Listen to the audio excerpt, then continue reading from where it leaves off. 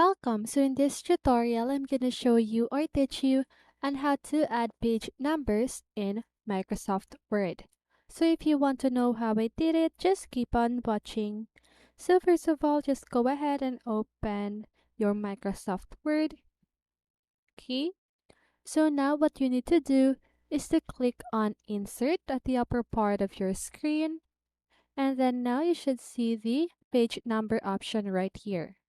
So just go ahead and click on that and then choose if you want it to be at the top of the page or bottom of the page like that. Okay, so I'm just gonna go ahead and choose the bottom of page, and then now you can just go ahead and choose the format. Okay, so just go ahead and choose any format that you want. So let me just go ahead and choose any format, so this one. So now as you can see, this is the first page, this is the second page, and this is the third page. Okay, so if you want to add more page, what you need to do is to just go ahead and double click on the paper right here, and then click on Insert, click on Break, Page Break. Okay, so now as you can see, there are 4 pages right now.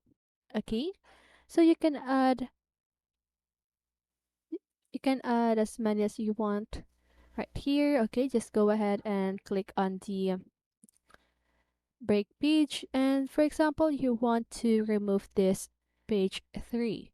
What you need to do is to just go ahead and click on backspace, and as you can see there are only 2 pages left. Okay, so now that is how you add page numbers in Word. So that's it. I hope this video helped you, and if it did, make sure to like, subscribe, and hit the bell notification so you won't miss a video.